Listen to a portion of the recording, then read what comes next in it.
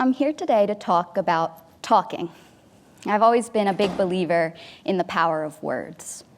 When I was in 5th grade, my class had an Olivia anti-bullying lesson. Our teacher cut the outline of a doll from a piece of paper, and we named her Sally.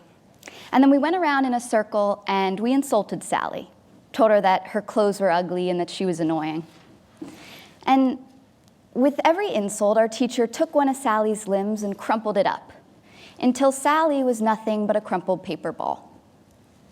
And then we tried to undo the damage of our words.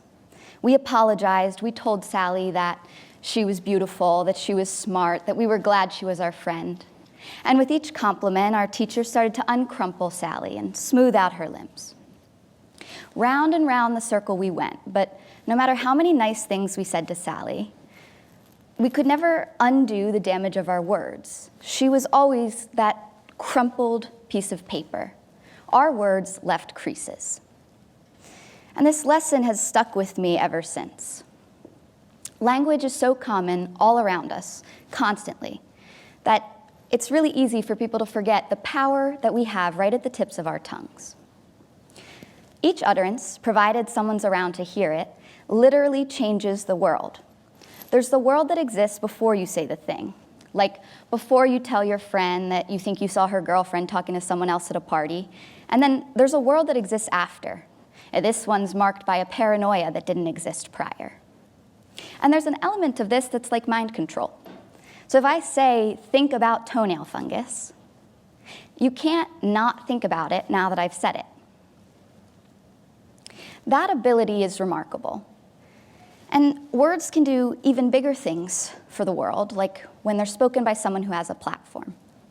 So Taylor Swift sang some words allegedly about Jake Gyllenhaal, and the Swifties met him with a tsunami of social media hate that interfered with his personal life. And you might not be all that worried about how words can impact millionaire celebrities. But what about when words impact millions of people? Like when popular media sources started referring to COVID-19 as the, quote, Chinese virus, and America saw a shocking rise in hate crimes against Asian Americans. After Donald Trump tweeted about the hashtag Chinese virus, researchers at UC San Francisco identified an exponential increase in the use of anti-Asian hashtags in conjunction with hashtag Chinese virus. We're talking about hundreds of thousands of hashtags, which are statistical predictors of hate group formation and hate crime occurrences. That magnitude and severity of impact is really scary. What's even scarier is that you don't have to say things that are true in order to change the world. You can get up on a presidential debate stage and claim that millions and millions of immigrants are flooding into the US, their crimes endangering US citizens. And it doesn't matter how inflated these numbers are. It doesn't matter that the National Institute for Justice has repeatedly concluded that immigrants commit crimes at a substantially lower rate than US-born citizens. The truth is insignificant, because once the words have been said, people are thinking about it, like toenail fungus. People are conceptualizing a US that is teeming with violent foreign criminals, so they become suspicious, their biases more activated, and in this way, words sow the fabric of our reality. So despite what people say to minimize the perceived power of words, like the common refrain, actions speak louder than words, words themselves are capable of changing the world. And this happens on a really fundamental cultural level with language as well.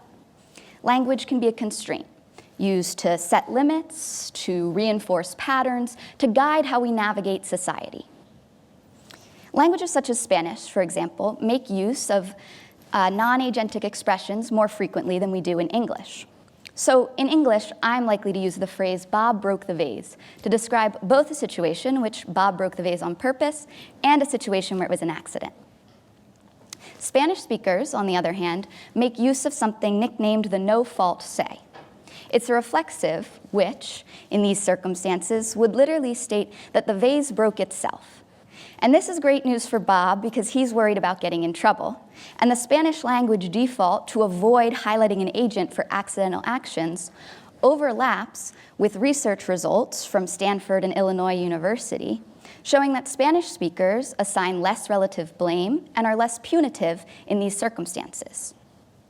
They actually have more trouble even remembering who committed an accidental action, because the who isn't relevant to how they linguistically represent the story. There are conventions in grammar across languages that are psychologically influential. One that's often talked about is pronoun usage. Such as in English and many other languages, we use a gender-neutral he in policy and law.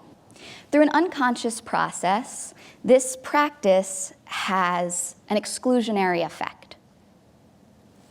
An Israeli study showed that women who were given a math test that was written in the female gender performed better than when they were given a math test written in Hebrew's default male case. This reduced the so-called gender gap in mathematics testing by 1/3. And notably, a similar thing was seen with men. They performed worse when they were given a test that was female gendered. Another example, in 2015, the Swedish government introduced an official gender-neutral pronoun that yielded lessened masculine-leaning bias. Collaborators from UCLA and Wash U showed that Swedish speakers were 30% less likely to identify an ambiguous figure as male, and they also demonstrated more equal attitudes towards women and members of the LGBTQ+ community in politics, because they had distance from gender stereotypes. These conventions are so foundational to our language and culture that it's easy for people to skip over the possibility that language can subvert norms, and that under-recognized practice is teeming with possibility. I'm asking you to recognize the power that language holds, that sticks and stones may break your bones and words will also hurt you. It's impossible to escape the power of words. The very fact that they mean something means that they will do something to our minds. But it is possible to use language intentionally.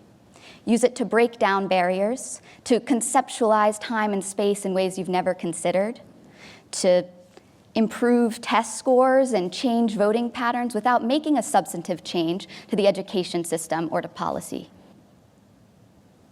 If you ask someone, they would probably tell you that it's impossible for one person to change the world. But if a sentence I utter can manipulate your minds, if language in a tweet can prompt powerful in-group formation, if appropriate pronouns can increase demonstrated ability, then maybe this idea isn't true.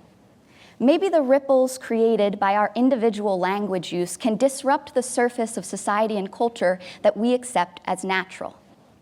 Maybe if we paid more attention to the words we use, how we use them, and what that does to the world around us, realities that we accept as commonplace and unchangeable might just begin to change.